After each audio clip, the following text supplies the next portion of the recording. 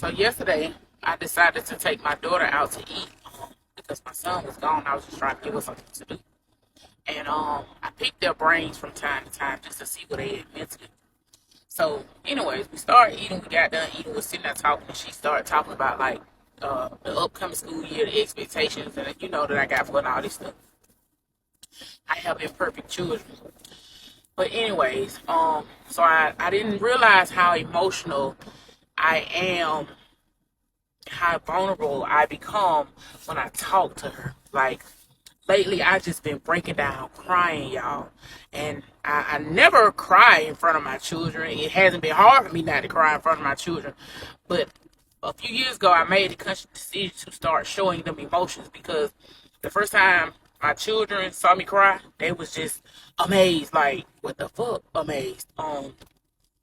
And by me knowing that they was like that, I was like, oh nah, because I don't want to come off like I'm not human. I want them to know this emotion and to know that it's okay and to know, what it looks like, how to deal and all this stuff. Anyway, but talking to my daughter about a lot of stuff that I've been through, it really opened up a lot of wounds about stuff that I never talked about with anybody because I kind of feel like, who the fuck cares?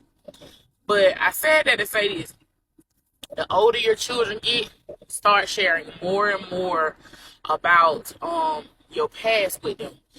Stop trying to come off as a perfect parent or somebody that always had it together all their life. I really do feel like you can teach children and make them understand sometimes of why you do this and why they can't do that. If you start being honest with them.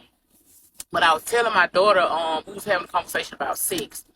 And I was just telling her, like, all this stuff I've been through as a young girl that was pregnant at 16. A lot of the stuff that I did not know. When I tell y'all I was naive, I was naive. But I remember moving into my first place, y'all, and I didn't even have a bed to sleep in. I didn't even have cover to cover up with. But the lady was like, well, we got to open up this apartment. Do you have the money to move in? And I told the lady, yes. And I had nothing to go in this apartment, but I did take the apartment. But me and my son would just sleep on the floor. One of my great aunts gave me like some cover, and then one of my other aunts found out that I had a place, and she went to the church and she brought all kind of furniture. When I tell y'all, I was so thankful. And I cried about it.